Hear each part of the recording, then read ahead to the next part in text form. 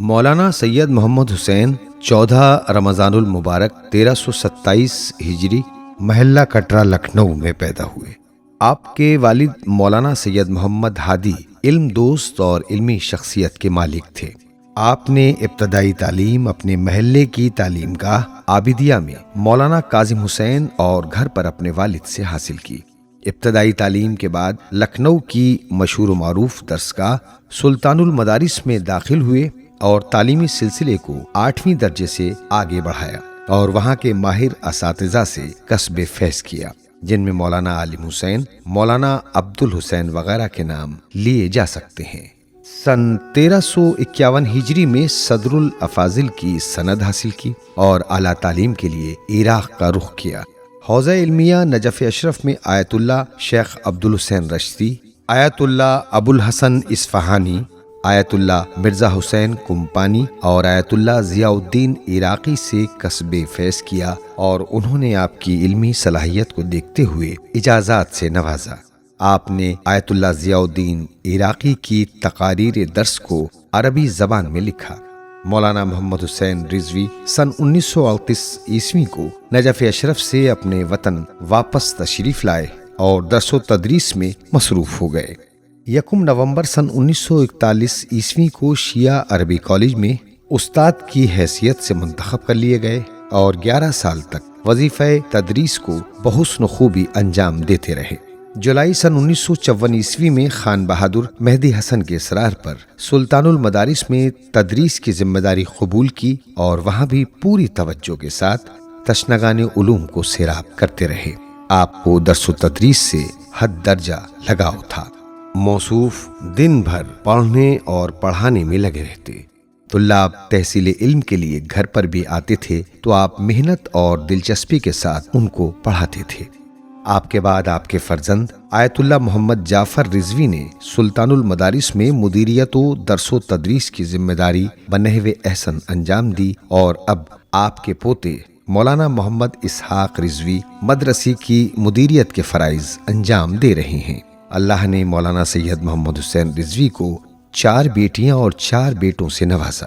آپ نے چاروں صاحبزادوں کو اپنے خاندانی دستور کے مطابق علوم دینیہ سے آراستہ کیا، جو مولانا سید محمد صالح، مولانا سید محمد مصطفیٰ، مولانا سید محمد مجتبیٰ اور آیت اللہ سید محمد جعفر رضوی کے نام سے پہچانے گئے۔ آپ محلے اور شہر کے لوگوں کا بہت احترام فرماتے تھے، کبھی کسی کی غیبت نہیں کرتے اور نہ ہی سنتے تھے۔ موصوف کے بزرگ بھی بہت احترام اور ادب کے ساتھ ملتے تھے، مگر آپ بھی عاجزی، انکساری اور پوری تعظیم و تکریم سے پیش آتے تھے۔ طلاب کا بہت احترام فرماتے، علوم دین سے اس قدر عشق رکھتے کہ شب و روز فقہ و اصول اور حدیث کا مطالعہ اور اس کا درس دیتے رہتے تھے۔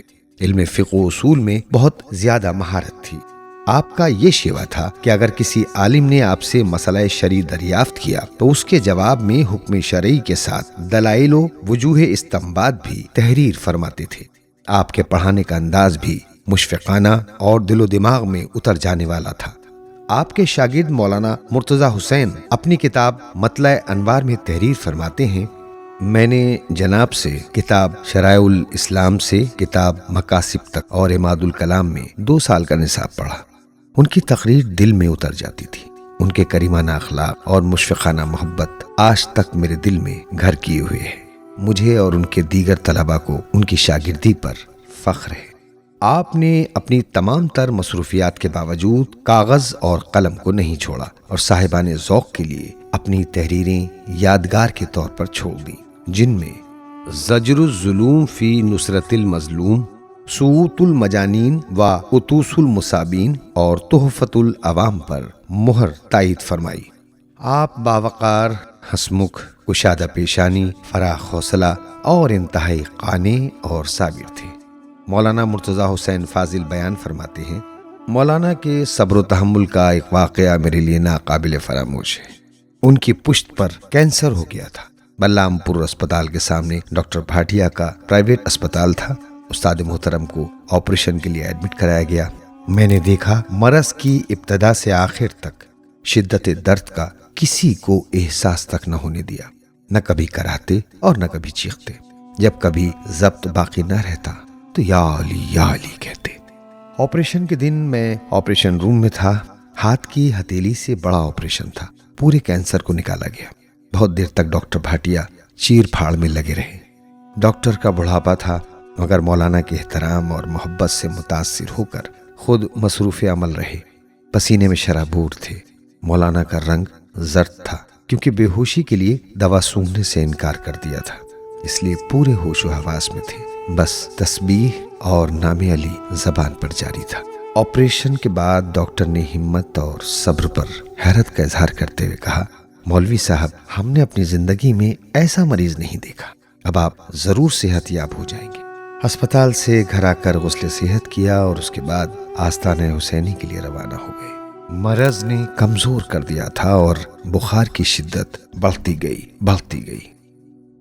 آخر کار اس موذی مرض نے 24 جمادی الاول سن 1385 ہجری میں شمع حیات گل کر دی، اور یہ علم و عمل کا درخشاں ماہتاب چاہنے والوں کے درمیان سے پنہاں ہو گیا۔